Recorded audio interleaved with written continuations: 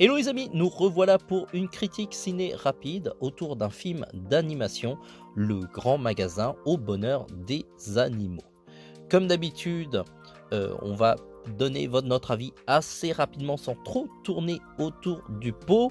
Bien entendu, on va essayer de pas trop vous spoiler. D'ailleurs, si ça vous intéresse, il y a actuellement sur notre site un concours pour gagner plusieurs invitations pour aller voir le film. C'est un jeu gratuit, donc allez-y, inscrivez-vous. Côté pitch, nous avons la jeune Akino, c'est la jeune fille que vous voyez en premier plan sur l'affiche, qui veut devenir concierge et donc elle devient apprentie dans un grand magasin. C'est un magasin qui lui tient énormément à cœur parce qu'elle faisait ses boutiques, son shopping quand elle est petite dedans. Les clients sont assez particuliers parce que ce sont globalement que des animaux. Elle va ainsi découvrir comment c'est dur de satisfaire tous les clients.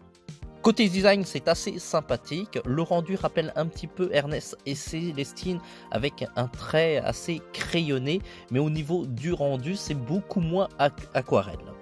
Il n'empêche qu'il y a un petit grain qui donne un côté un petit peu traditionnel à toutes les scènes.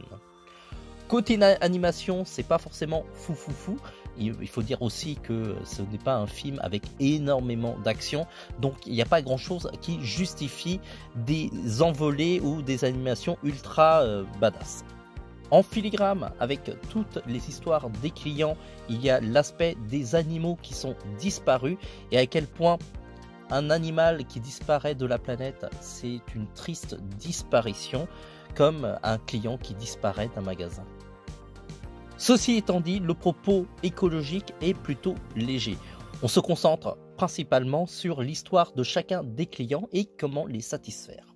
Globalement, le film est assez feel good. Ça rappelle un petit peu la série La Croisière s'amuse, où en fait les clients entrent dans une croisière et ressortent ravis.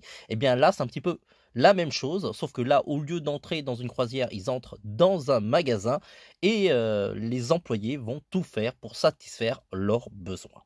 C'est un film qui saura satisfaire aussi bien les petits que les parents et éventuellement un public beaucoup plus curieux de l'animation japonaise. On lui donne la note de 4,5 sur 5. C'est un film qui fait le job.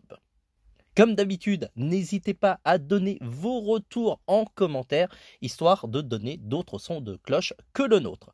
Sur ce les amis, ciao!